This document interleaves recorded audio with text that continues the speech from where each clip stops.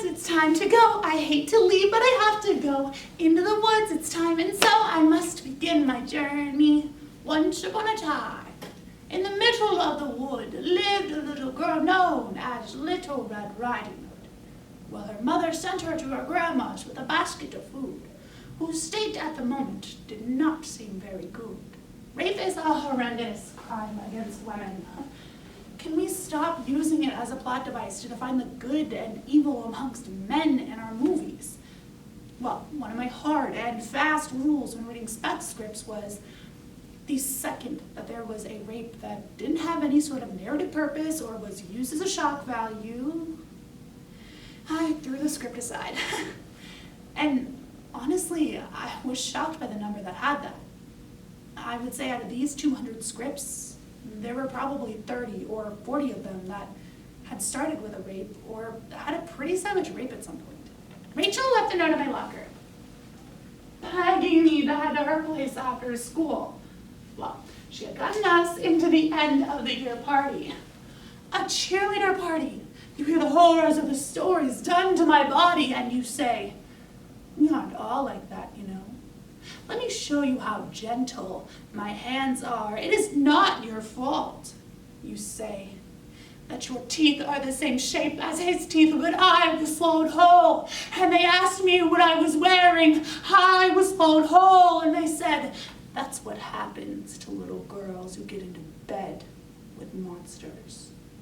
Into the woods, and who can tell what's waiting on the journey? Into the woods to bring some bread to Granny, who was sick in bed. Never can tell what lies ahead. For all that I know, she's already dead.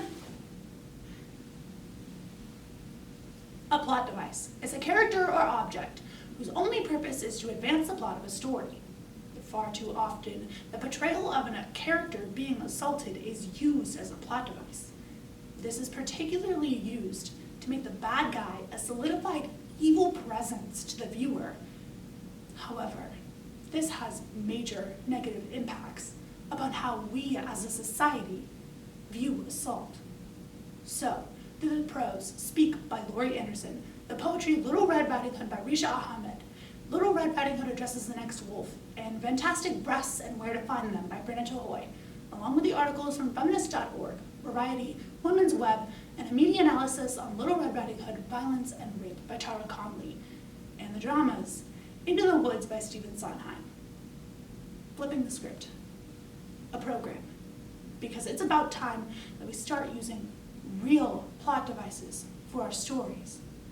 Where are you going, little girl, with basket of flowers and hood so red? Little Red Riding Hood, I replied, I'm taking my grandma some cakes. Well, she was so scared that her entire body had the shakes. The big bad wolf had asked, Does Grandma live alone? Oh yes, she replied. She lives quite alone. The wolf had said farewell, and in a voice so cruel and wild, thought to himself, I will gobble the grandma first and lie in wait for the child. It's become shorthand for backstory and drama. Everyone knows rape is an awful and horrific violation, so it is easy for an audience to grasp. It's like, if we don't top last week's throat slit, well, what are we gonna do? Oh, I have an idea. Let's just completely decapitate her and throw her entire body in the river! Ugh. It's become some sort of weird pornography. Her experience is never taken up with or engaged in a critical or thoughtful way. Well, she is only important because she is a raped body. Imagine each victim an acrobat. Her sanity, the balancing act. We never expect to see her cross the wire. Our response is the unveiling safety net. You weren't just violated, we tell her. You are an empty museum, a gutted monument to what used to hold so much worth. It looks like 24/7 live streaming, reminding me that a man is going to do what he wants with my body, whether I want him to or not. That my voice only has one use, and it is not to speak. That a man is most powerful when he is a woman by by the hair. The party was a couple miles out of town. Most of the people just hung around the edge of the lights. Big earrings and white smiles. I mean, I felt like such a little kid. And Rachel certainly found her way to fit in. Of course, with best intentions, we tell her to reclaim it, to put a price tag on her rape and own it. Don't stand too tall, don't act too strong. Come back when you're ready to crumble. Like your bones are made of chalk, rape is used as a plot device with such regularity that we are almost immune to it. Movies are not just movies.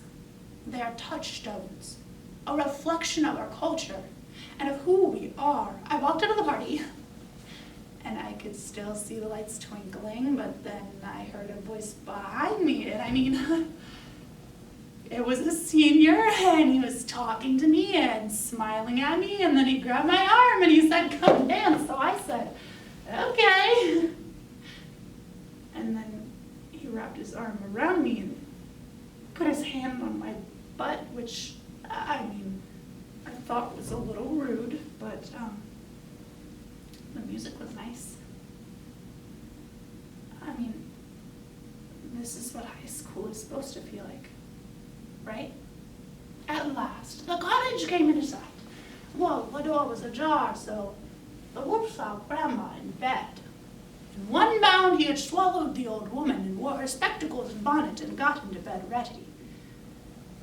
Soon after, Little Red Riding Hood came tapping on the door and said, "Grandma, can I come in, or would you like some more rest?" Imitating Grandma's quivering voice, the wolf had said, "Come in," and kept a tin ready to offer Little Red Riding Hood biscuits. "What a deep voice you have," the little girl had said. "The better to greet you with," the wolf had replied. "What a big mouth you have," said Little Red Riding Hood in surprise. "The better to eat you with." More female voices are needed, obviously. But what is also crucial is that men learn how to listen to women and let go of their perceptions. We are calling it theft, as if he could pluck open your ribs and tack your wings to his wall. And then we were on the ground. When did that happen? No. And I mean, I was on the ground and he was on top of me, and he felt so heavy. He felt like a boulder on top of me, and I am just trying to remember how we got on the ground. And no. I am definitely dying right now. I am at Rachel's house, and he hurts me, and it hurts.